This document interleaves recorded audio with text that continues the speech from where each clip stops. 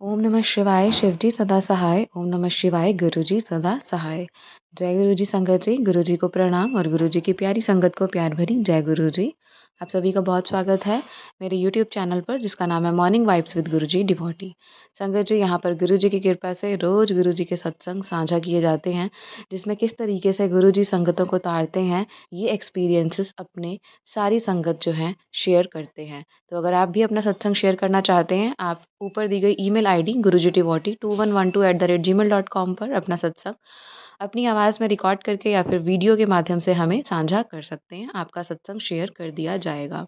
आज का प्यारा सा सत्संग शिम्पी आंटी जी का है। बहुत प्यारा सत्संग है।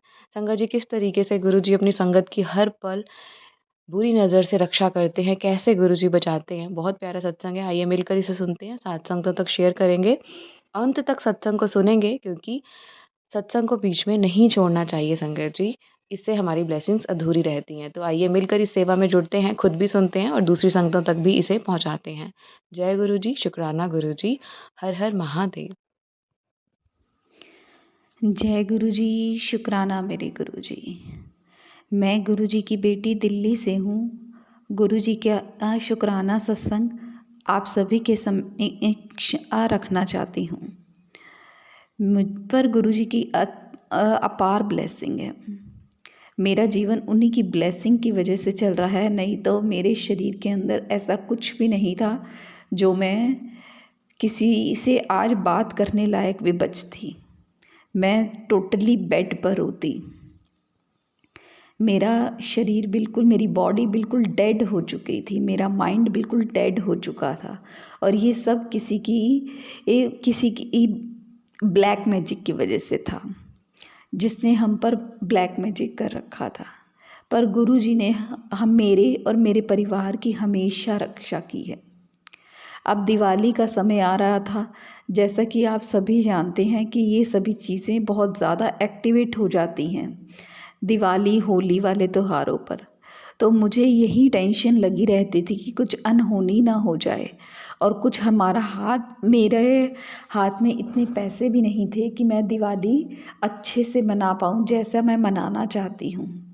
पर गुरु जी ने मुझे बार बार मैसेज करके टेलीपैथी के माध्यम से मेरा हौसला बढ़ाते रहते हैं, और उन्होंने मुझे ये टेलीपैथी के माध्यम से भी यही बताया कि तू टेंशन मत ले, तेरी दिवाली बहुत अच्छी मनेगी और जैसा तू चाहती है उससे भी अच्छी होगी। तू किसी बात की चिंता मत कर, बस अपना कर्म करती जा और सिमरन करती जा। पर हूँ तो मैं इंसान, गुरुजी भी जानते हैं कि मैं चाहे जितना मर्जी इसे समझा लूँ, ये फिर भी टेंशन लेती रहती है। इसके लिए मैं गुरुजी से माफ़ी मांगती हूँ कि गुरुजी मुझे कई बार टेलीपैथी के माध्यम से भी कहते हैं कि मैंने तेरी चिंता ख़त्म करने के लिए ही तुझे अपने आप से जोड़ा है, पर फिर भी तू चिंता लेती है, तो मुझसे जुड़ने का क्या मतलब है।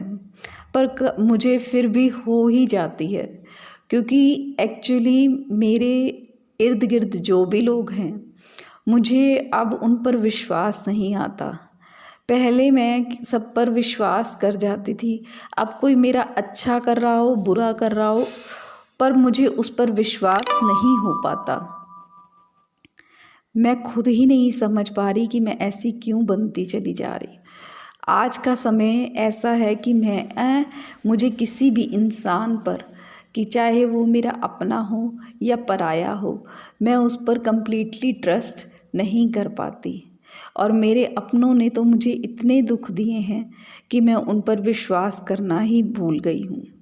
वो कुछ कहते भी हैं, चाहे मैं उनके साथ रह रही हूँ, पर मेरे मन में एक शंका बनी रहती है कि कभी कुछ गलत ना हो जाए। पर गुरुजी हैं, फिर गुरुजी से अरदास करती हूँ कि जो भी हो सब आप देख लेना, किसी का बुरा कर्म मेरे ऊपर मत होने देना, और मेरी और मेरे परिवार की रक्षा करना।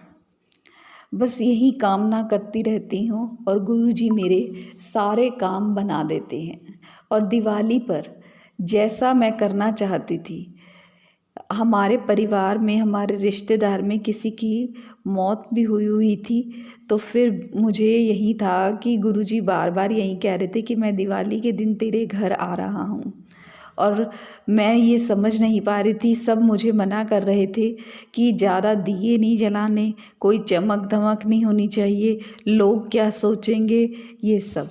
पर मैंने गुरुजी से यही कहा कि गुरुजी मैंने तो इतना इंतज़ाम किया और इतना अच्छे से घर को रेडी किया कि आप आ रहे हो माता रानी के साथ, और मेरे से मैं तो कुछ भी नहीं कर सकती आपके वेलकम के लिए। तो फिर गुरुजी ने मेरे जो हमारे घर के जो सभी मेंबर्स थे उनको सुबह से शाम तक किसी को आने ही नहीं दिया हमारे घर में। और वो जब आए तब तक सब कुछ ऑलमोस्ट, चाहे दिया बाती सब कुछ जो मैंने जगमगा कर घर चमकाया था वो सब खत्म हो चुका था। और मैं गुरुजी के वेलकम के लिए पहले ही अपने घर में रोशनी और जो भी करना चाहती थी थोड़ा बहुत मैंने अच्छे से किया। और गुरुजी से यही कहा कि गुरुजी ज़्यादा तो नहीं मैं कर पाऊँगी, पर मैं जितना भी कर पा रही हूँ मुझसे आप करवाओ, कि मेरे मन में वो विचार डालते चले जाओ कि जैसा जैसा जैसा जैसा सब होना चाहिए, कि कुछ गलती ना हो जाए मुझसे। तो उन्होंने मेरे मन में जो जो विचार लाते गए मैं वैसा वैसा कर्म करती गई और वैसा वैसा अपने घर को सजाती गई। खुद भी अच्छे से तैयार हुई और अपने बच्चों को भी अच्छे से तैयार करा। हालांकि उनको, मेरे घर वालों को थोड़ा सा अटपटा सा लगा कि ये इतनी तैयार की हुई है, और उन्होंने मुझे बाहर जाने से भी मना कर दिया और कहा कि लोग देखेंगे तो क्या कहेंगे। तो मैंने उसी वक्त अपना, मुझे तो यही था कि मेरे घर गुरुजी आ रहे हैं और माता रानी भी आ रही हैं, तो मुझे तो बहुत अच्छा लगना है और अच्छे से सुंदर बनकर उनके सामने तैयार होना है।